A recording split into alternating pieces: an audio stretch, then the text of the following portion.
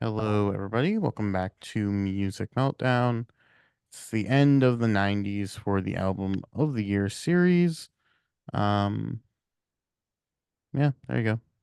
99, it's a weird year. I think it's a good year. It's a weird year. Don't really have a ton to say here. The top five strong, but past that, there's not really too much to say. Rich, how you feeling about 99?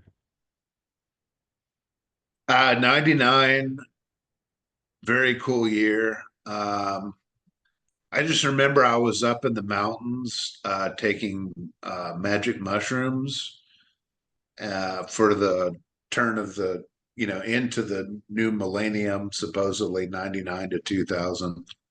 Um, so, and I just remember like the echoes of the canyon sounded like voices, pretty wild.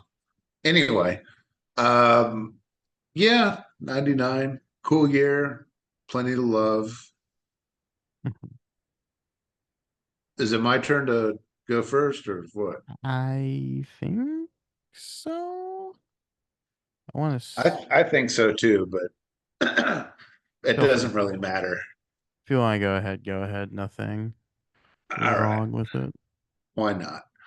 Okay, so my honorable mentions: Vision, Creation, New Sun, Boredoms, Hours, David Bowie. What's that doing in honorable mentions? That should be number one.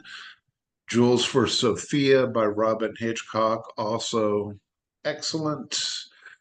To Venus and Back, Tori Amos, Juxtapose, Tricky, and just missing is Ravi Vondo by Faust. Faust is a legendary krautrock band from Germany. All krautrock bands are from Germany. They are known for making some of the wildest experimental music ever made, especially back in their early 70s heyday. Ravi Vondo is also highly experimental. They create some of the weirdest musical trips you will ever hear. But my number five, I'm going with Anima Animus by the Creatures, my beloved Creatures, which consist of Susie Sue and drummer extraordinaire Budgie from Susie and the Banshees. This is another fun album full of delicious tribal beats. There's quite a bit more electronica on display this time around.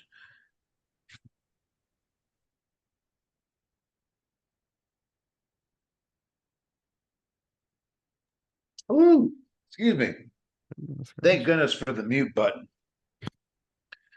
And I saw them live around this time with John Cale, killer show.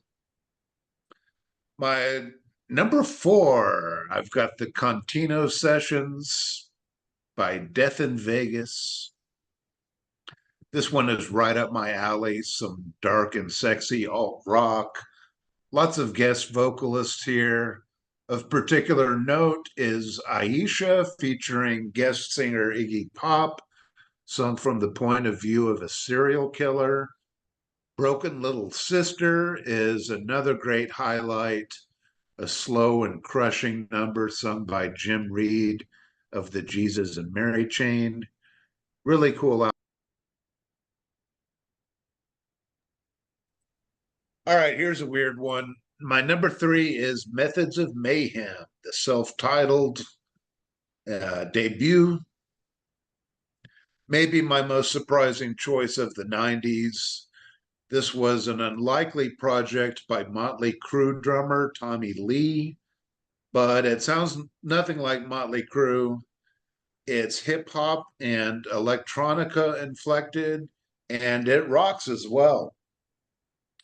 Snoop Dogg makes an appearance, and I'll be honest with you, it also has Kid Rock and Fred Durst.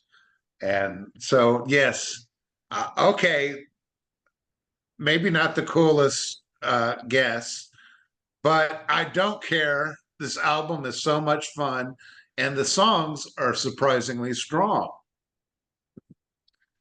All right, my number two. Here's another one you'll love, Adrienne. I got Californication, the Red Hot Chili Peppers.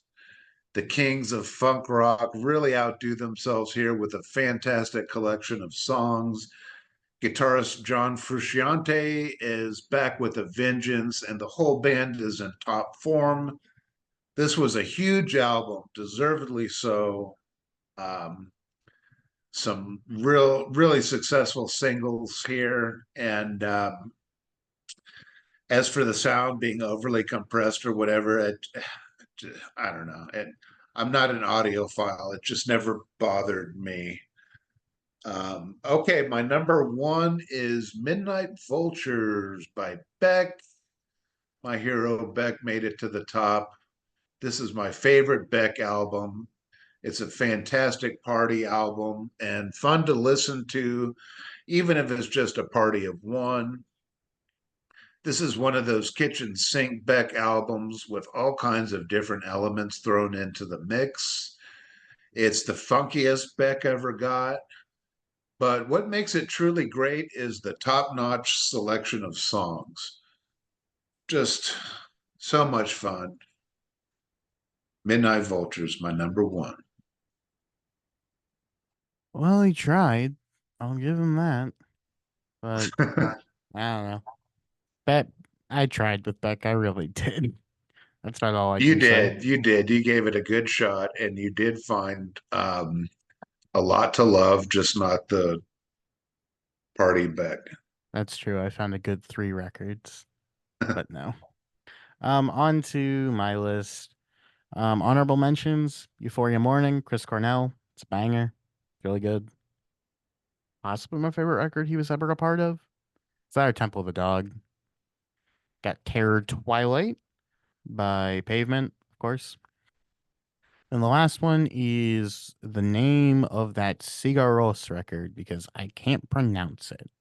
So I'm not even gonna try. And on to the top 5 here. I'm going 3 for 3, counting crows. This Desert Life. They aren't winning, but they are making the list. It's a bit poppier than what Recovering the Satellites was, but it did bring back some of the rustic, like, band feel. I think it's really fun. Had one of their biggest hits with Hanging Around. Just really solid release, in my opinion. From there, I'm going with Canada's power pop outfit Sloan with Between the Bridges. Another just really solid release. Don't have too much to add there. I think it's just a pretty damn good power pop record. After then, going with the Soft Bulletin, Flaming Lips. It's just amazing. It's one of the best produced records of all time. I love just the atmosphere and the wide open. It really does just feel like this ocean of sound that you're just sucked into. It's super fun. I don't have a ton to say, but I love it. Runner up. This is gonna be a weird one. I have by Mark Lanigan his covers album "I'll Take Care of You," which I think is just like a spectacle of a record. For the most part, it's like standards. I think it's like these really well known tracks, but he just has such a cool voice and bravado throughout the whole thing. It's a really one of a kind listen. I highly recommend it. But the best album of this year gonna be "Keep It Like a Secret" by Built to Spill. I just think it's a pretty near perfect indie rock album. Doug Marsh sounds even better than he did before. I think that the lyrics are even sharper. I just think that it. I don't have a ton to say. I just think for what it is, for what they're going for, it's an absolutely incredible record. So yeah, that's about it. I, I wish I had more, but I mean, it's just sort of it's hard to say more than it's just great. So I'm really glad you mentioned that because it really is great. I think it's yeah, a worthy number one. nice. Um, and God, the Flaming Lips, I fucking slept on the Flaming Lips through this thing. I mean, God, I love that album. So why how it didn't get a mention? It's just it's shameful. Um, Absolutely. I was watching some uh, videos on Mark Lanigan, and if I remember correctly, he was narrating from I don't know if this is autobiography, but he was or just talking about some of his experiences. But he was like a hardcore heroin addict and like a junkie living on the street, as a dealer and shit. Some of his stories are just harrowing. Uh, Yes, definitely don't want to go down that road. Holy shit. for sure. That being said, I guess I'll run through sort of the overall 90s ranking I have for my records. At the bottom, I love her a lot, but it's got to be Love Deluxe, Sade, followed by Trace by Sunvolt, then Recovering the Satellites by Counting Crows, 10 by Pearl Jam, Heaven or Las Vegas by the Cocteau Twins, OK Computer by Radiohead, the Blue Album by Weezer, Keep It Like a Secret by Built to Spill, August and Everything After by the Counting Crows, and the best record of the 90s is In the Aeroplane Over the Sea by Neutral Milk Hotel, as it should Oh, be. I can't believe it. You I had can't Counting believe Crows win and you had Marilyn Manson win. You can deal with Neutral Milk Hotel. it. All right, good point. And yeah, Antichrist Superstar is at my bottom, the number 10. Number 9, Midnight Vultures Beck. Number 8, Ruby Vroom Soul Coughing. Number 7, From the Choir Girl Hotel, Tori Amos. Number 6, OK Computer, Radiohead. Number 5, Robin Hitchcock. Number 4, Blood Sugar Sex Magic, Red Hot Chili Peppers. Number 3, Max and Quaid, Tricky. Number 2, Chrome, Catherine Wheel. And number 1, of course, it's got to be Wish, The Cure. There you go. The Cure taking every win they possibly could.